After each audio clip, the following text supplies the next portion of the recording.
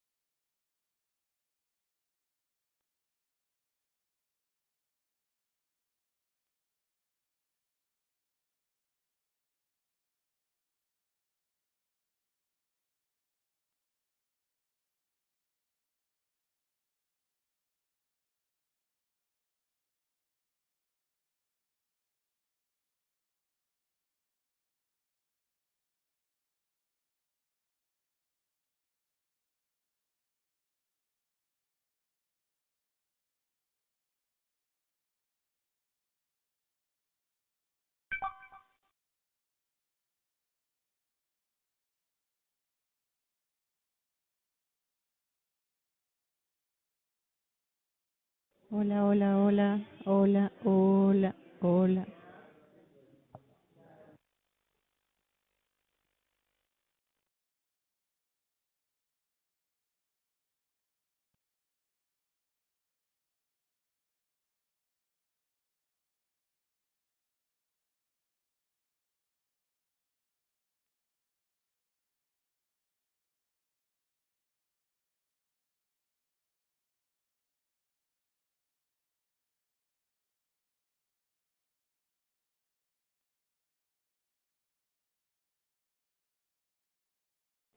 Ok.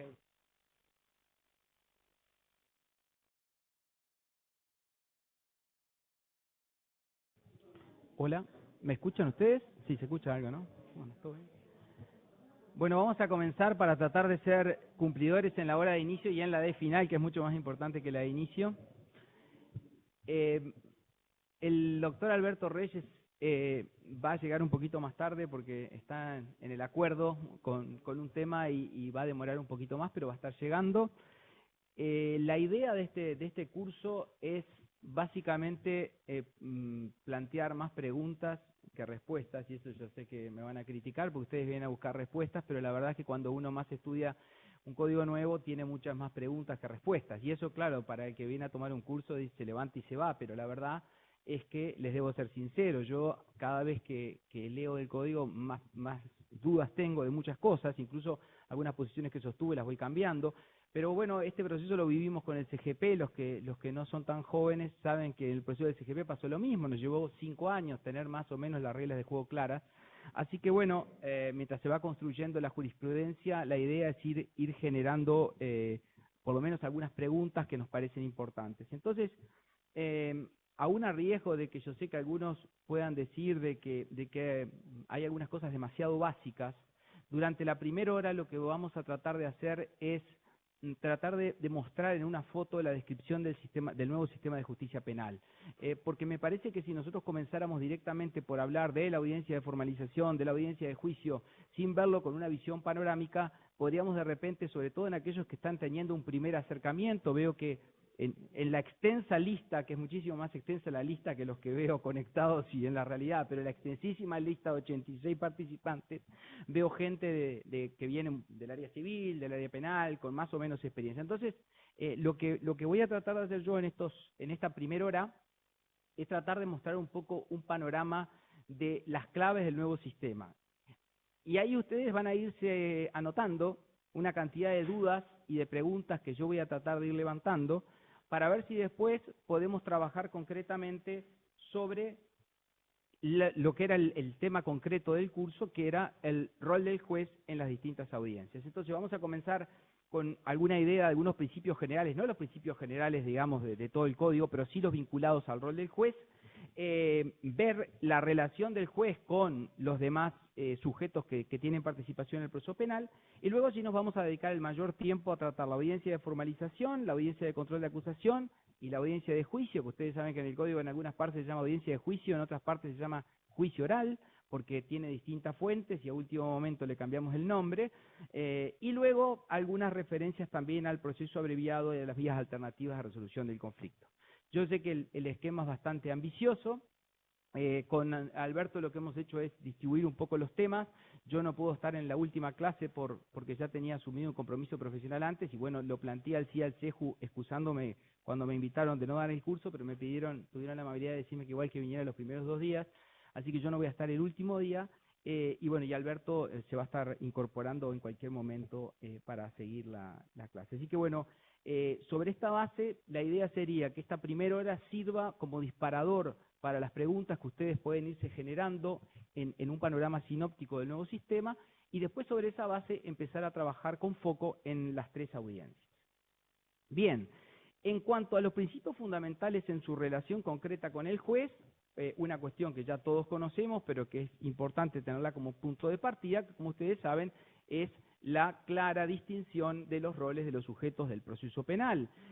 Claramente un ministerio público encargado de investigar, de pedir la formalización y acusar, un defensor que es el único que más o menos se mantiene en el rol tradicional, y luego un nuevo rol del juez como decisor, pero nunca pudiendo alterar ni la estrategia del caso, ni tampoco, hasta hace unos días, tener incidencia en la prueba. Después vamos a ver el cambio último. Sí. No sé cuál es el criterio del CEJU. Yo por regla doy todas las presentaciones que quieran, siempre y cuando no sean invocadas en mi contra. O sea que yo se las voy a dar, hagan lo que ustedes quieran. Yo tengo la teoría de que las presentaciones no tienen ningún valor, así que hagan lo que ustedes quieran. Yo se las doy, salvo que el CEJU diga que no, yo se las doy. Bien, así me gusta que además se concentren en el contenido y no en copiar lo que dice la presentación. No sé cuál es el criterio de los otros profesores, pero en mi caso es así. Bien, entonces, para poder distinguir claramente estos tres roles y diferenciar claramente estos tres roles, obviamente, yendo a lo estrictamente procesal, se le confieren facultades, poderes, cargas a los distintos sujetos. Básicamente en la situación del juez, ustedes saben, es una situación de poder-deber, y el Ministerio Público en algunos casos, como vamos a ver también. Obviamente nosotros le vamos a bajar bastante el contenido a lo que tiene que ver con los roles del fiscal, del defensor y de la víctima, porque vamos a tratar de concentrarnos, como era el objetivo que nos pidieron en el curso, en el juez.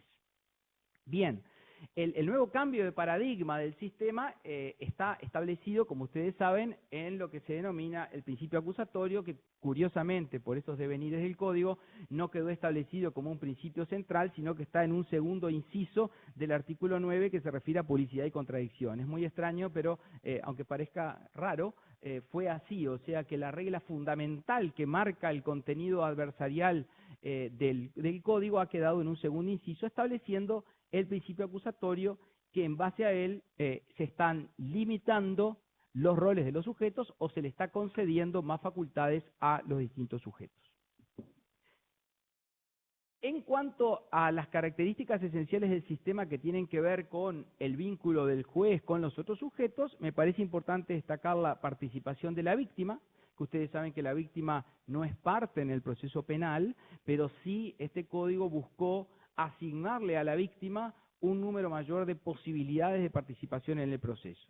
Después también sabemos que la práctica está demostrando que contra lo que todos proyectábamos, que era una participación bastante activa de la víctima, en la realidad la víctima no está participando. De hecho, ustedes saben que la Defensoría diseñó específicamente un plan para atender a defensores de las víctimas y pensando que iba a colapsar el sistema, y esto no está ocurriendo porque la verdad que las víctimas no participan por básicamente, esta es mi interpretación, dos razones.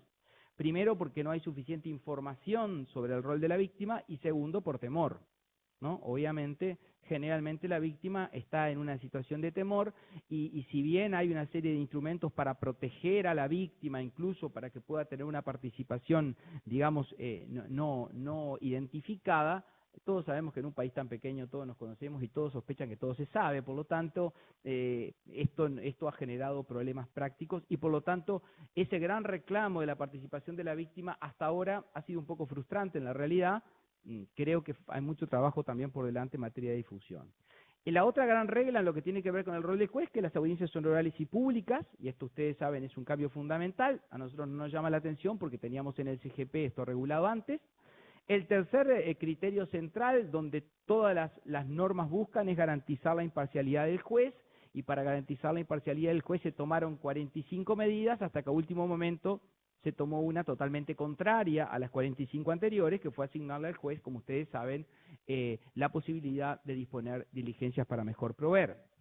Por lo tanto, esta idea central del código de una iniciativa probatoria exclusiva del fiscal, del defensor, del imputado y del defensor de la víctima ha quedado limitado por esta posibilidad de adoptar diligencias para mejor proveer. Como ya ustedes pueden imaginarse, este tema de las diligencias genera una cantidad de dudas que vamos a tratar de mañana cuando estudiemos la audiencia de juicio y cuáles son los límites de estas diligencias y cómo funcionan. Por otra parte, el juez sigue siendo director. El juez no ha perdido el rol de director, pero con un sentido un poco distinto. Director en el sentido de director del funcionamiento de la audiencia, director del garante, como garante de la bilateralidad de los sujetos que participan en el proceso, pero no como director en el sentido de generar información. Acá el gran tema es el cambio de paradigma en la manera en que se genera información para la decisión del juez. Y esto es lo que básicamente ha cambiado al pasar a un sistema adversarial. Se mantiene, por supuesto, el criterio de la doble instancia que conocemos. Ya dijimos el tema de la iniciativa exclusiva del fiscal, de la defensa y la víctima en la actividad probatoria, limitado ahora por las diligencias, y un sistema de valoración probatoria mediante reglas de sana crítica. No es objeto de este curso, pero porque es un tema de debate permanente. Ustedes saben que hoy está muy discutido si realmente tiene sentido seguir hablando de valoración de la prueba en base a las reglas de la sana crítica. Hay algunos autores que dicen que conferir un criterio de valoración de la sana crítica es casi lo mismo que no decir nada. Esto es lo que repetimos todos nosotros con las reglas de la lógica y la experiencia. Para muchos es decir, es dejarle básicamente al juez un criterio de discrecionalidad tan amplio que es como decirle, resuelva usted y valore usted la prueba como usted le parezca. Esto ha llevado que básicamente la Escuela Procesal de Barcelona y la Escuela Procesal de Girona, ustedes saben que están trabajando en un proyecto también en Puerto Rico de lo que se llama los estándares probatorios, es decir, tratar de construir no sistemas tasados de prueba, sino hasta qué niveles de exigencia se le va a pedir al juez para adoptar las distintas decisiones. Esta idea que tenemos nosotros de que para dictar sentencia de condena se requiere plena prueba, ¿qué es plena? ¿100%? ¿90%? ¿80%? Es un tema bastante complejo. Entonces, este tema de la valoración de la prueba está en el derecho procesal penal y también en el civil en un momento de gran discusión. En cuanto al principio de inmediación, que no me voy a extender porque ya todos lo conocen, solamente quiero hacer foco en una cuestión. Nosotros estamos acostumbrados en el sistema procesal civil que la nulidad de una audiencia se da porque el juez no va. En el sistema procesal civil penal cambia sustancialmente, porque aquí la nulidad se produce si falta cualquiera de las partes, y también el juez. O sea, en el CGP la nulidad la genera la no presencia del juez. En el proceso penal, en cambio, hay un paradigma totalmente distinto, que es que la nulidad se va a generar si no está o el juez o no están alguna de las partes. Esto a mí ya me genera algunas preguntas que les dejo abiertas para que ustedes la piensen, es ¿qué pasa con esas audiencias que no están formalmente dentro del proceso, sino que son las audiencias que, por ejemplo, se celebran en la etapa de indagatoria preliminar cuando se necesita la actuación del juez? Por ejemplo, porque hay que producir la prueba de un testigo que se está por morir. ¿Qué pasa en ese caso si a esa audiencia no va alguno de los sujetos? ¿Es nulo todo lo que pase ahí? Bueno, el código no lo resuelve, nos abre una gran interrogante, porque el código parece siempre estar pensando en la audiencia de formalización y en la audiencia de juicio o audiencia de prueba. Después vino la audiencia de control, que ustedes saben que es un parche de último momento, pero en la redacción original del código estaba pensando en estos dos focos, la audiencia de formalización y la audiencia de juicio. Obviamente la prueba se debe producir en audiencia y se mantiene la regla que todos conocemos de la indegabilidad de la función jurisdiccional. El juez, entonces, ¿qué reglas debe mantener durante el proceso? Bueno, el juez tiene una función muy distinta al proceso civil porque, como decíamos, está mucho más concentrado en esta función de asegurar la igualdad de las partes desde el punto de vista formal y también en la actuación de los sujetos en materia de alegaciones, defensas y pruebas. Otro principio importante para la práctica de los jueces es que también, obviamente, este proceso es público, con un sistema paralelo al del Código General del Proceso, pero tengan en cuenta que esta publicidad no rige para la indagatoria preliminar, donde la publicidad es únicamente interna. Si bien la indagatoria preliminar no es objeto de este curso, tengan en cuenta que hay una diferencia allí entre lo que ocurre en la publicidad solamente interna que se da en esta fase administrativa y la publicidad también externa que se da en el proceso jurisdiccional, sin perjuicio de que en casos excepcionales pueda haber limitaciones a esta regla. El juez también, además de tener un rol de dirección, tiene un rol de impulso procesal, o sea que el juez no puede entrometerse en la estrategia de las partes, pero sí puede impulsar el proceso sin afectarla, y en la disciplina y control del desarrollo de las audiencias. El ejemplo más que se da, que vemos frecuentemente, es el rol que tiene el juez, por ejemplo, en el control de los medios de prensa, en cómo regula la audiencia cuando los medios de prensa llegan. Incluso ustedes saben que hay una acordada de la Corte sobre esto. Bueno, ahí se ve claramente esto, es lo que se llama, con un nombre un poco feo, pero que es la función de policía del juez en audiencia, y que tiene que ver con cómo el juez fija las reglas para que se mueva con esa bilateralidad plena durante todo el proceso. Bueno, el principio de gratuidad, que es obvio. Entonces, hecha esta muy breve introducción, tenemos que ver un poco cómo juega el juez con relación a los cambios de práctica de los demás sujetos. Básicamente, en el juez lo que se da es un cambio de paradigma en su rol. En primer lugar, porque como dijimos, el juez no puede entrometerse en la estrategia, ni puede en la prueba, salvo las diligencias para mejor proveer. Y luego tenemos, para asegurar la imparcialidad, esta solución también de último momento, que ustedes ya conocen, que es un sistema de doble juez en el proceso de conocimiento. Este sistema de doble juez tiene una gran incidencia en la estructura del proceso. ¿Por qué? porque nosotros tenemos que razonar con una perspectiva muy distinta a lo que sería un proceso civil o a lo que era incluso el proceso penal anterior. Porque ahora vamos a tener un juez que avanza hasta un determinado estadio del proceso, y luego va a venir otro juez, que a mí me gusta siempre decir que hereda algo que le regala el juez que se va, que es una resolución, y que supuestamente no puede verse contaminado por nada más que eso. Entonces, en el diseño original del Código de Proceso Penal, el diseño original aprobado, ustedes saben que la audiencia que ahora es de juicio se llamaba audiencia complementaria, porque estaba pensado con la lógica CGP. Luego, a través de sucesivas mutaciones, esto fue cambiando y hoy se mira la audiencia de juicio como una instancia autosustentable, por llamarlo de alguna manera, donde debe pasar todo, desde el nuevo replanteo de las posiciones de las partes hasta llegar a la sentencia. Entonces, para entender el rol del juez y para entender el rol de la estructura, esto es clave, o sea, el juez que intervino en las etapas previas a la audiencia de juicio queda automáticamente impedido de seguir interviniendo. Y esto es un cambio muy importante en el diseño procesal. También ustedes saben, si bien no es objeto del curso, es importante que lo tengan en cuenta, que hay una justicia especializada de ejecución, y esto genera la necesidad de dotar de mecanismos de actuación diferenciada a los sujetos según la etapa, y específicamente al juez, según la etapa del proceso a que nos estemos refiriendo. Concluyendo entonces sobre el rol del juez, y antes de ver las etapas, tenemos un director de la audiencia que fija el orden, que fija las reglas de para la publicidad y para los medios de prensa, que tiene una función esencial en materia de filtros probatorios, que también tiene una función esencial en el contralor de las preguntas formuladas, que no quiere decir que pueda realizar preguntas salvo aclaratorias, ¿verdad? Vamos a ver cuando lleguemos a la audiencia de juicio que el juez únicamente puede realizar preguntas aclaratorias, ni siquiera puede hacer preguntas ampliatorias, pero sí al juez se le mantiene una potestad, diría yo, con un estándar bastante alto de dirección en lo que tiene que ver al control de las preguntas, no solo porque debe controlar que no se hagan preguntas de las que están prohibidas, sino también porque puede dar por terminado el interrogatorio. Y esto es bastante curioso, porque le ponemos tantas limitaciones al juez que no puede interferir en la estrategia del otro y le permitimos dar por terminado el interrogatorio. ¿Esto por qué? Bueno, es por las distintas fuentes que tiene, ¿verdad? Un esquema inicial sacado del CGP que se fue modificando o fue mutando por la incidencia de sucesivas reformas, la mezcla del sistema chileno por la ventana, y una cantidad de hechos que fueron transformando a este código en lo que fue posible hacer para entrar a regir. Básicamente esa es la realidad. El juez, por lo tanto, tiene un rol esencial en mantener la bilateralidad, ya hablamos de la independencia, imparcialidad y congruencia, debe respetar la teoría del caso de las partes. Y acá ya les dejo formulada una pregunta, que es si debe respetar la teoría del caso de las partes, ¿puede en un contrainterrogatorio hacer preguntas sugestivas? Porque ya les dejo planteada una pregunta para mañana. Es que el código, por un lado, dice que no se pueden hacer preguntas sugestivas, pero después dice que los interrogatorios deben realizarse bajo las reglas del examen y contraexamen.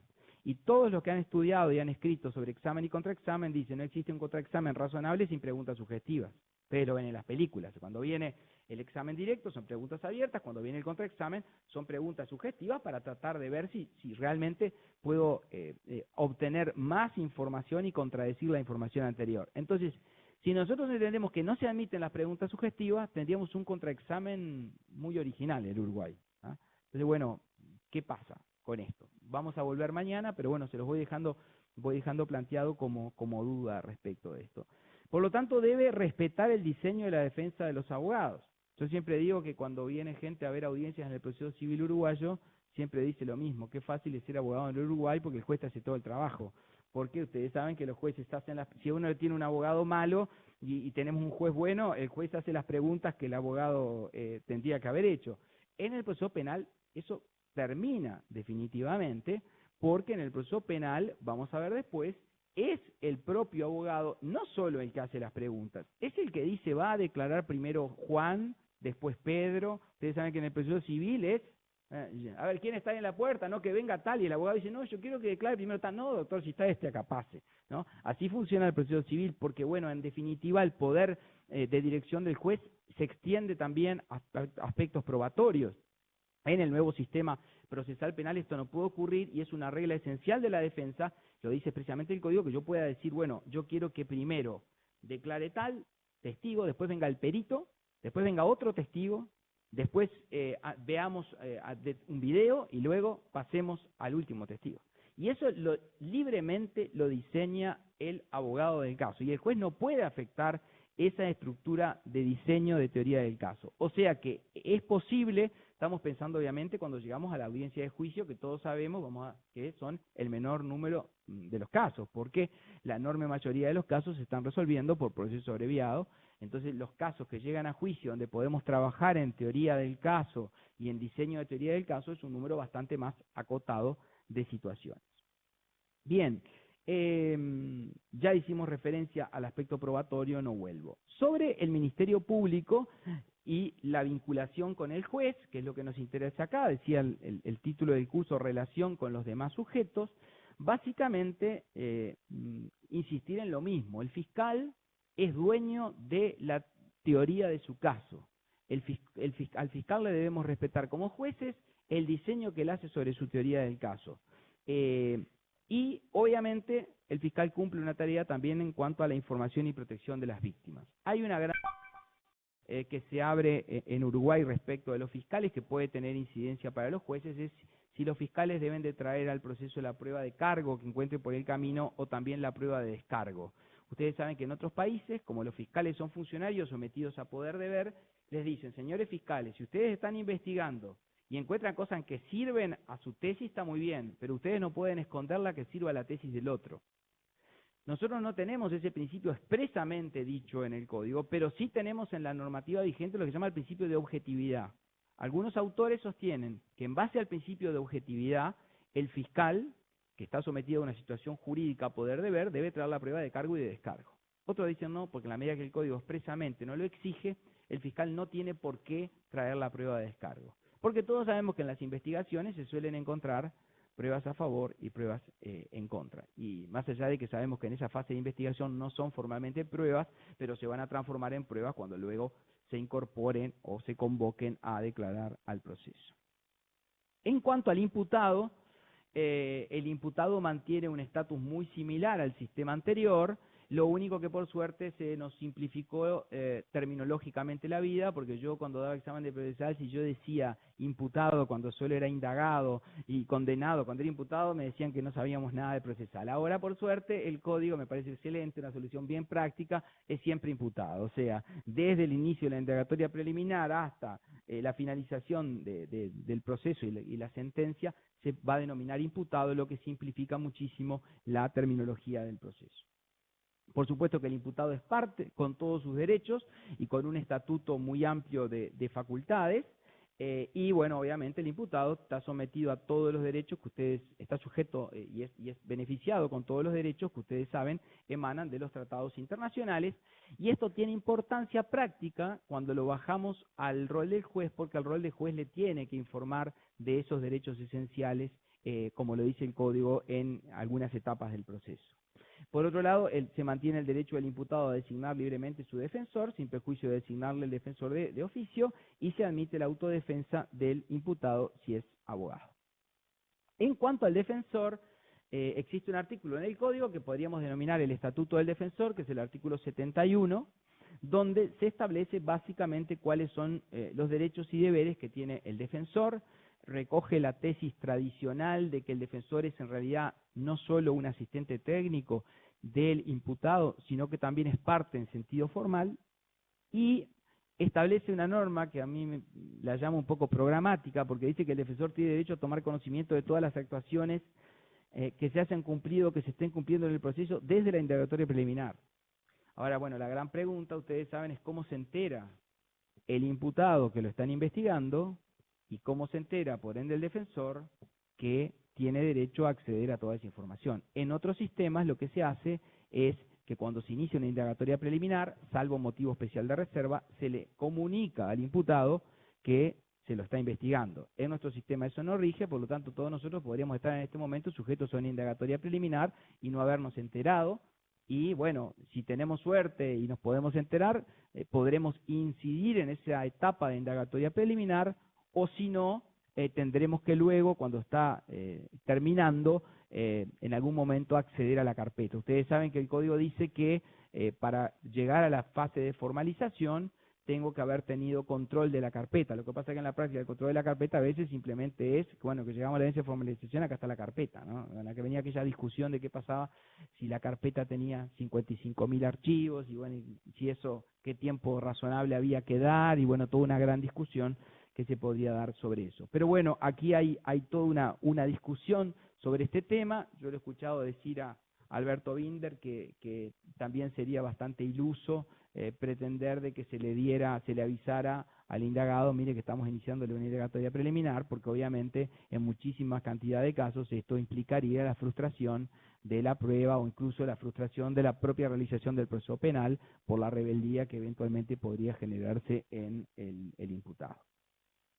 En cuanto a la víctima, ya dije algo sobre ciertas frustraciones que tenemos, pero la verdad es que la víctima tiene un estatuto propio donde, si bien no es parte en el proceso penal, tiene una serie de derechos y facultades muy importantes, porque puede decir que quiere intervenir, puede constituir domicilio, puede tener defensor, tiene derecho a tener defensor, público o privado, y hay un rol importante del fiscal que tiene el deber de información y protección de esa víctima.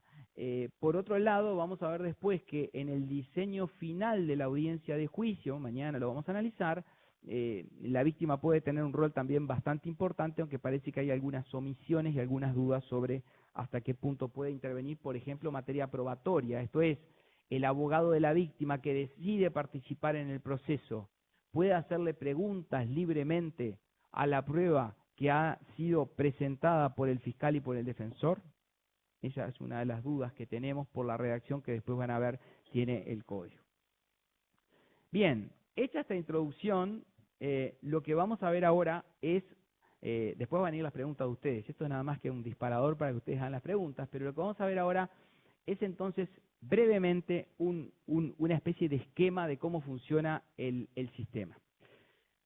La idea de este esquema que hablamos con Alberto fue tratar de unificar un poco el nivel de información que pueden tener. Para algunos esto va a resultar muy obvio, para otros puede resultar interesante, pero con esto sabemos que estamos todos hablando de una misma base conceptual. Como ustedes saben, el nuevo sistema tiene una fase administrativa, no jurisdiccional, que se denomina indagatoria preliminar, y el proceso penal en sí mismo está estructurado sobre los tres temas que vamos a trabajar en el curso, que son la audiencia de formalización, la audiencia de control de acusación y la audiencia de juicio. Tengamos en cuenta, para entender un poco el funcionamiento, que cuando hablamos de audiencia de juicio, en realidad no estamos hablando de audiencia de juicio. A ver si logro explicarme. Por las últimas modificaciones estructurales que tuvo el código, en realidad cuando se diseña la audiencia de juicio se está pensando en lo que se llama juicio oral. Ustedes dirán, bueno, ¿y cuál es la diferencia? La diferencia fundamental es que si nosotros lo vemos como una audiencia simplemente, es una etapa más dentro del proceso penal. Más parecido a lo que podría ser la audiencia complementaria del CGP, por decir algo. En cambio, si nosotros lo miramos con este enfoque de último momento de la reestructura sistémica que le quisieron dar, la audiencia de juicio se transforma en un instrumento autosustentable. ¿Qué quiere decir esto? Que cualquier persona que ve una audiencia de juicio tendría que entender todo lo que pasa sin haber leído nada ni haber visto nada antes. Ustedes saben que si ustedes van a una audiencia complementaria de un CGP, no entienden mucho de qué viene, porque no saben qué sostenía el actor, qué sostenía el demandado, no saben la prueba que ofreció, y lo que van a ver, van a intuir más o menos por las preguntas que le hacen al testigo por dónde viene. De hecho, cuando uno le pide a los alumnos que vayan, el juez le muestra el expediente, le dice, bueno, este caso sobre esto para poder entender. La idea del proceso penal es totalmente distinta. La construcción de la audiencia de juicio tiene como un paradigma de decir, esto es el juicio oral en sí mismo, lo que se llama audiencia de juicio, y por lo tanto ahí va a pasar todo, desde la formulación de las posiciones iniciales de las partes hasta llegar a la sentencia. Esto obviamente, una cosa es el diseño legal y otra cosa es lo que puede estar pasando en la práctica, donde hay muchísimas dudas. Pero esto es un cambio muy importante en lo que es el rol del juez. Porque si uno lo ve como una mera etapa más, el juez lo que va a tender a decir es, a ver, esto ya lo vimos, sigamos adelante. ¿Dónde están los testigos? Pasen los testigos a declarar, porque en realidad, ¿a qué vinimos acá a esta audiencia? A producir la prueba. Si la miramos con cabeza, etapa del proceso. Si lo miramos como una reformulación, como les decía hoy, tenemos que arrancar desde el inicio, que es escuchar las posiciones de las partes, ver en qué posición está cada una, cuál fue la prueba que se ofreció, cuál fue la prueba que se admitió, y recién después de todo eso, llegar a la producción probatoria. Dicho de otra manera, tendría que ser, Alberto, ¿cómo estás? dicho de otra manera, tendría que ser algo que el que llega por primera vez pudiera entender lo que ocurre allí en esa audiencia. Alberto, ¿querés decir algo? Sí. ¿Querés decir algo?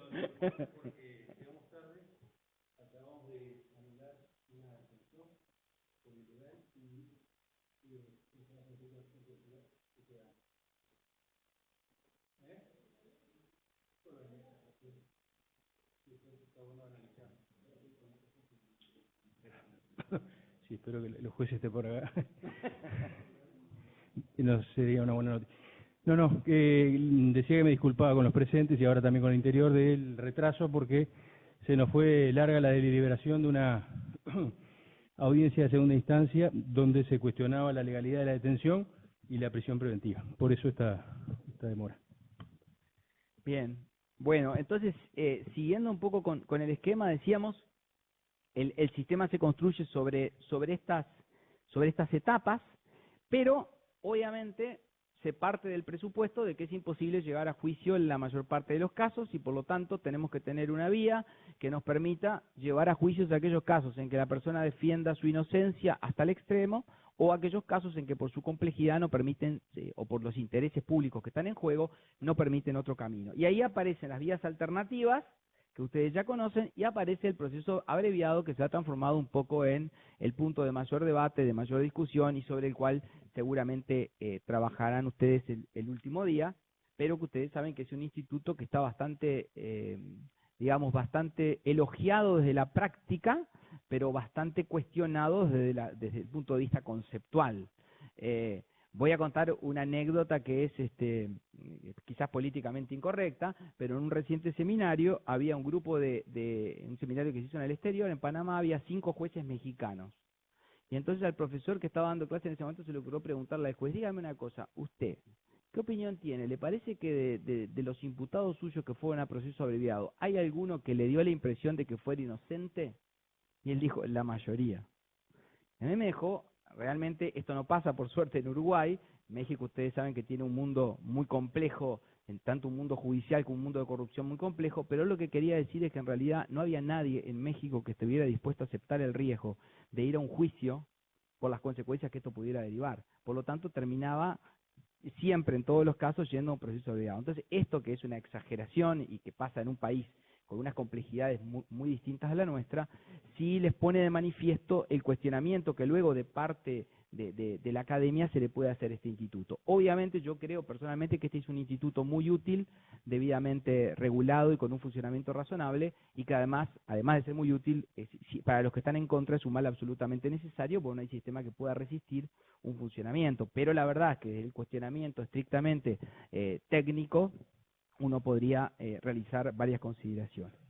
En cuanto a la indagatoria preliminar, que no es objeto de nuestro curso, simplemente una referencia importante al rol del juez. Ustedes saben que la indagatoria preliminar en principio no necesita del juez, pero obviamente hay determinados actos que por su trascendencia pueden requerir eventualmente la intervención del juez, sea porque es necesario afectar un derecho o una garantía, o sea porque es necesario resguardar determinada cuestión que yo necesito que sea prueba. ¿Ah? ¿Qué quiero decir con esto?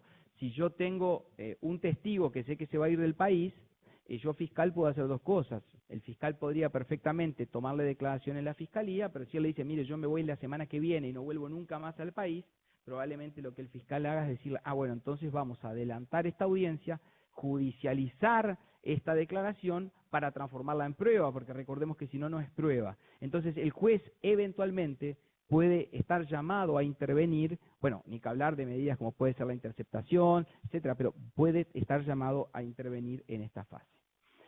Obviamente la indagatoria preliminar empieza cuando llega la noticia crímenes a conocimiento ya no más del juez, sino a conocimiento del fiscal, y si bien se mantiene la posibilidad de presentar la denuncia en el juzgado, en la fiscalía o en la policía, todos sabemos que todo debiera ir al mismo lugar, que es a la fiscalía.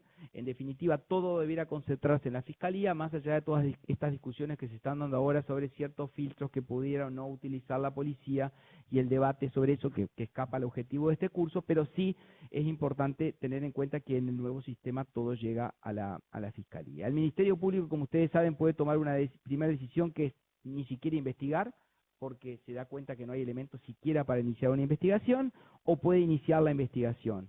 Y aquí vemos que al iniciar la investigación tenemos, por un lado, una fase administrativa, como decíamos, con publicidad restringida, donde los únicos que van a tener acceso a esta etapa administrativa son el imputado, el defensor y la víctima, a diferencia de lo que es el proceso jurisdiccional, donde vamos a tener, como ya dijimos, un sistema de publicidad plena, salvo supuestos especiales.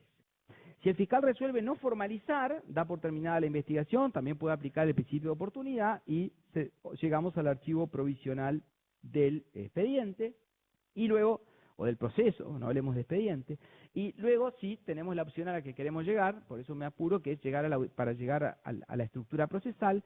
Cuando el fiscal resuelve formalizar, de acuerdo al artículo 266, hay que convocar audiencia de formalización. Esta solicitud de convocatoria audiencia de formalización es muy importante porque suspende el curso de la prescripción y por lo tanto es clave en las etapas del proceso. Curiosamente, el artículo 266.6, para no tener una contradicción con la Constitución, es el único artículo del Código que utiliza la palabra sumario, cuando ustedes saben que el sumario no existe más, pero como la Constitución hace referencia, dará comienzo al sumario y hay una remisión expresa del artículo 16 de la Constitución. Bueno, ¿a qué sumario? Si no hay ninguna etapa que se denomine sumario. Pero esto era para darle o bajarle el riesgo de eventual solicitud de inconstitucional a la ley. Bien, si se solicita la formalización, aquí sí ya entramos en la fase jurisdiccional, la primera cuestión que tenemos que resolver o que considerar es si el imputado está detenido o no está detenido. Si el imputado no está detenido, tenemos más tiempo, no tenemos que salir a la apurada, por lo tanto se hace una solicitud escrita y hay una audiencia que se celebrará antes de los 20 días. Si en cambio está detenido, como tenemos que cumplir las garantías constitucionales, la solicitud puede formularse incluso verbalmente y la audiencia debe celebrarse dentro de las 24 horas de la detención, o sea que debe ser llevado el imputado ante el juez dentro de las 24 horas. Si bien el artículo 266.3 prevé la figura del control de la solicitud de formalización, fíjense que tiene dos limitaciones. Una, en primer lugar, que está pensando solo en el control cuando es escrita. Y todos sabemos que es escrita generalmente cuando no hay detenido. Y por otro lado, este es un contralor que de alguna manera no ocurre en la práctica en la mayor parte de los casos. Ahora, lo que nos tendríamos que preguntar, bueno, si se hace este contralor, ¿qué va a pasar? Es que se le va a dar un plazo para subsanar los errores. Bueno, ahora, ¿qué ocurre? Mientras empezamos la fase jurisdiccional, una nueva cuestión de último momento, una de las últimas reformas, la idea original era que cuando empezábamos la etapa procesal se terminaba la indagatoria preliminar. Esto es, salíamos de fase administrativa y entrábamos en fase jurisdiccional. Pero sin embargo, a último momento se cambia la norma y se dice que la investigación puede continuar. O sea, que yo podría estar formalizado, o sea, ya estar en el sistema jurisdiccional, y sin embargo la investigación puede continuar un año y hasta otro año más. Esto genera una enorme cantidad de dudas sobre, por ejemplo, bueno, y esa indagatoria que sigue administrativamente, sigue bajo los sistemas de un contralor de publicidad limitado, o por el hecho de que se jurisdiccionaliza la publicidad se amplía. Por ejemplo, una pregunta que podemos hacer. Todo lo que se haga en esa fase ampliada, cuando ya está jurisdiccionalizado el caso, debiera ser comunicado y de qué forma al proceso y eventualmente al defensor. El defensor se le debiera comunicar porque dice el código que una vez que tiene conocimiento debe poder participar y controlar.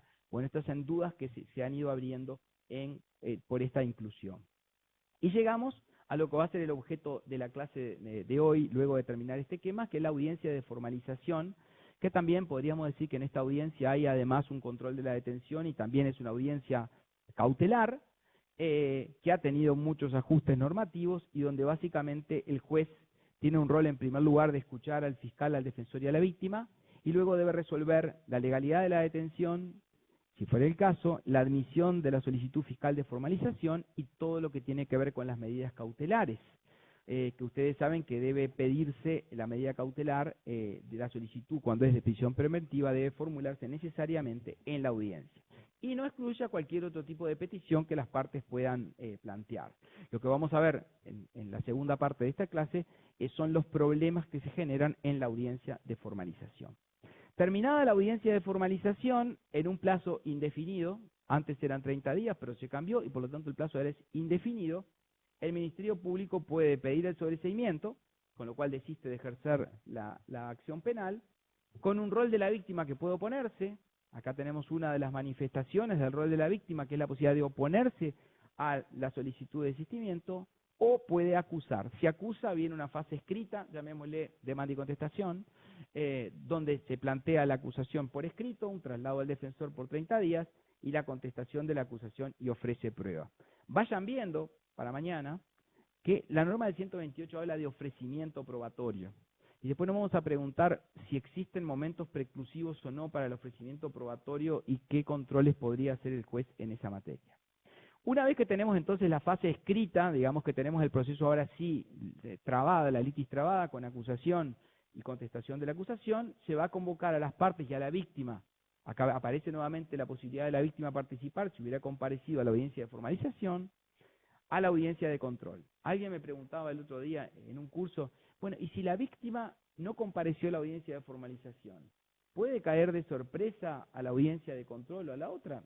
Sí, a mí me parece que no hay ninguna limitación. La diferencia es que si hubiera comparecido, hay carga del tribunal de necesariamente citarlo. Lo que quiso para mí decir el código es darle la carga a la oficina de que si la víctima está participando, hay que noticiarla de todo lo que va ocurriendo y convocarla. Lo otro sería una comparecencia espontánea y a mi juicio tendría los mismos derechos que si hubiera sido convocada, pero mañana no puede impugnar ni plantear ninguna irregularidad por el hecho de no haber sido convocada.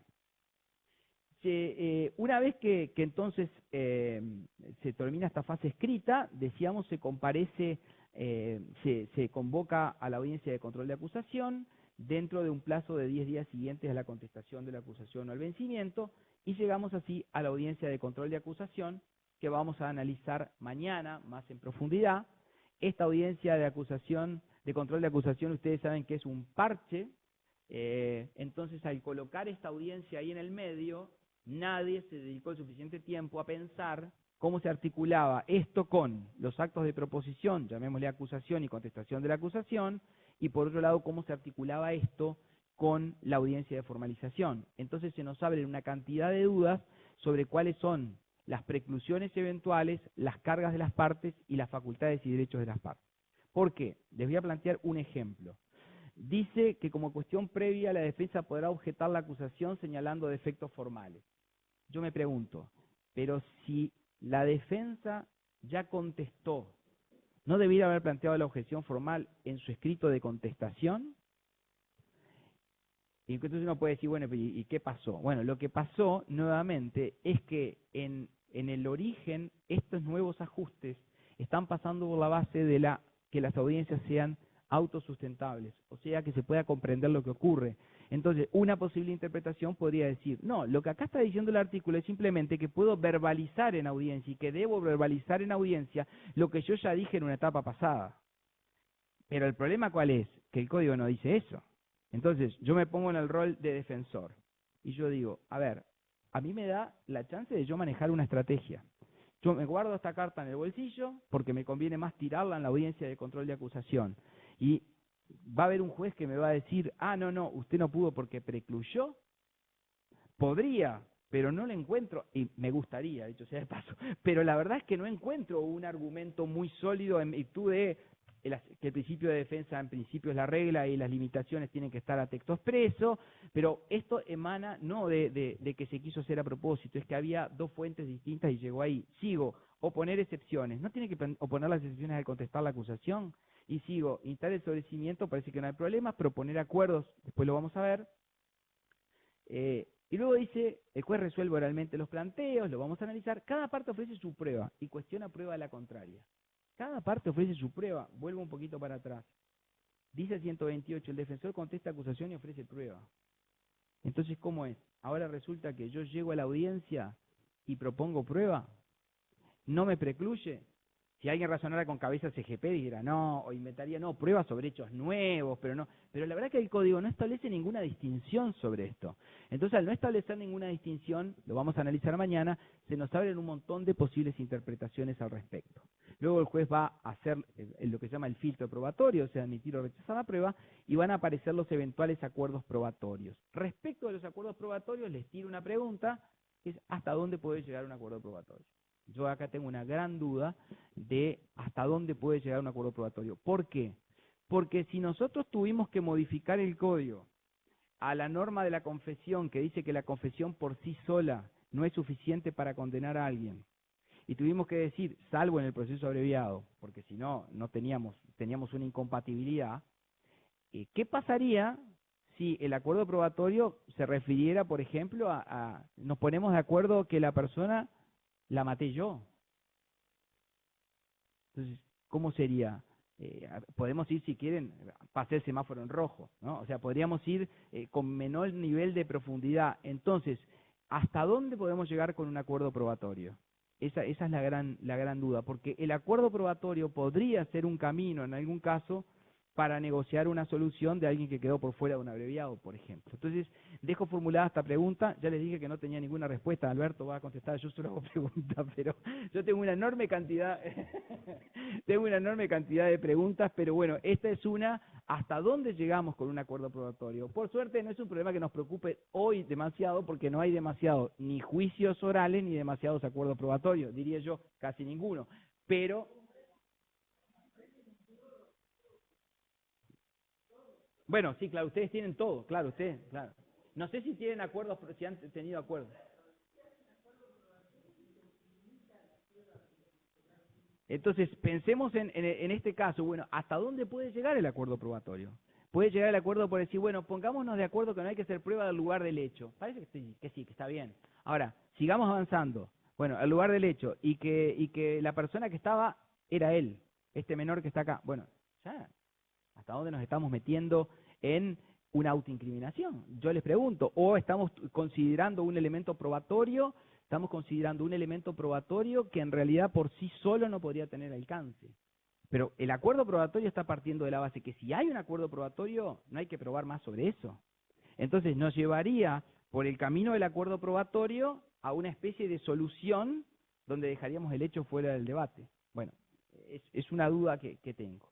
Bien, llegamos finalmente a que terminada la audiencia de control de acusación, viene la fase del regalo que le tiene que hacer el juez que se va al juez que llega.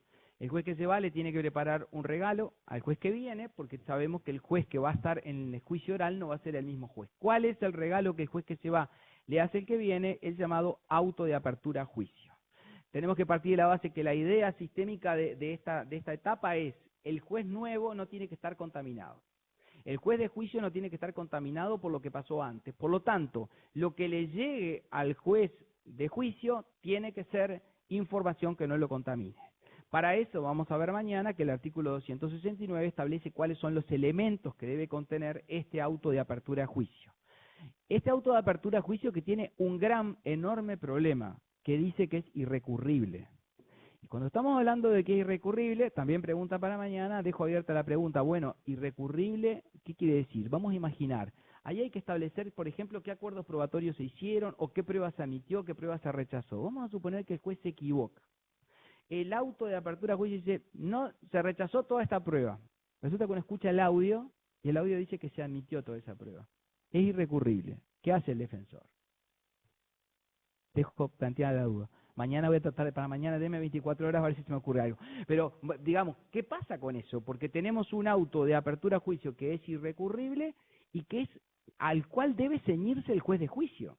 ¿Ah? Y fíjense que no son cosas menores, son la prueba que se admitió, la prueba que se rechazó, o sea, son aspectos realmente importantes. Bueno, este auto de apertura a juicio, obviamente que lo va a recibir el nuevo juez, y se le va a comunicar a las partes quién va a intervenir en la audiencia de juicio, cuál va a ser el juez de la audiencia de juicio, que se va a convocar en un plazo entre 10 días y 3 meses, y durante ese tiempo, entre 10 días y 3 meses, se va a trabajar fuerte en la oficina judicial, ahí es el rol de la oficina judicial, ¿preparando qué? Preparando la prueba, algo muy parecido a lo que ocurre entre la preliminar y la complementaria en el proceso civil. O sea, en esta fase lo que se hace es, citar testigos, peritos, intérpretes, víctimas, para que esté todo pronto, para que cuando llegamos a la audiencia de juicio podamos realizar la audiencia de juicio en orden. Y terminada esta fase preparatoria de la audiencia de juicio, llegamos a la audiencia de juicio, o llamémosle juicio oral, como la llama el código en otra parte. El artículo 270 y 271 regula esta audiencia, y para entender la regulación, porque nos llama mucho la atención, tenemos que partir de esa base que les decía hoy, de que la idea es que esta audiencia sea autosustentable. Por eso implica, hablando de la apertura del debate, advertencias al imputado sobre sus derechos, y luego algo que no estamos acostumbrados, alegato de apertura del fiscal de la defensa. El alegato de apertura, ¿qué es? Bueno, el alegato de apertura es una especie de promesa, dicen los que escriben de estas cosas, una especie de promesa que le hace el fiscal y el defensor al juez sobre lo que habrá de demostrar con la prueba que en definitiva se va a producir.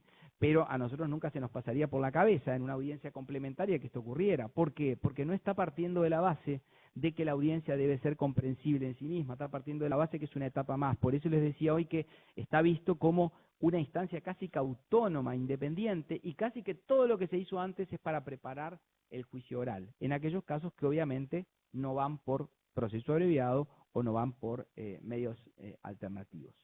Vean que ahí no está previsto el alegato inicial del defensor de la víctima, pareciera una omisión, no está previsto, sí está previsto el alegato final del defensor de la víctima. Luego de estos alegatos de apertura vendrá la producción probatoria, que mañana vamos a trabajar sobre la principal prueba que se produce en audiencia. Van a venir los alegatos finales, con un instituto que a mí me encanta, pero los uruguayos solemos estropear todas estas cosas creativas, que es la eventual réplica. A mí me gusta mucho porque estamos acostumbrados a alegatos que son declaraciones programáticas y falsas de lo que ocurrió. En la réplica a mí me da la chance de, cuando el fiscal dice, hemos demostrado tal cosa, yo le puedo decir, dígame con qué lo demostró, señor fiscal.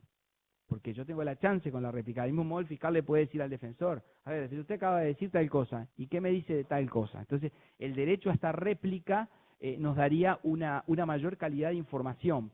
Obviamente estamos pensando en los casos siempre que llegan a juicio oral, que ustedes saben que son casos que nos permiten tener una litigación bastante más sofisticada que la litigación que podemos tener en fase de formalización abreviado solamente.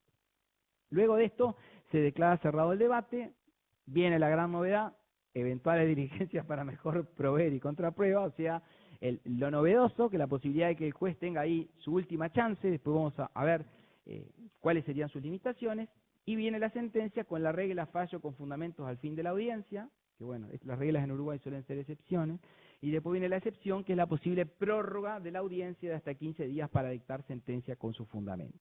Yo sé que fui muy rápido, pero la idea de esta primera exposición era justamente dar un primer pantallazo de todo el sistema para luego poder profundizar en lo que puede ser más importante para ustedes, que son los tres focos de las tres audiencias, pero me parece que podía ser útil tener una especie de pantallazo general. Así que con esto queda terminada la primera parte. No sé, Alberto, si vamos a corte o seguimos. Yo me estaba derritiendo y no sabía si era que estaba por infartar o era que hacía calor.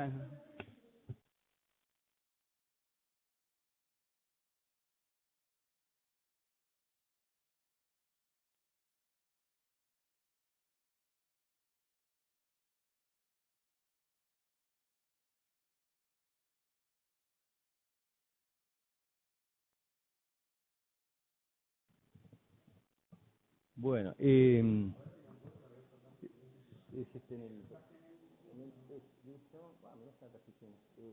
Seju no sé cuánto. Ahí va la 8.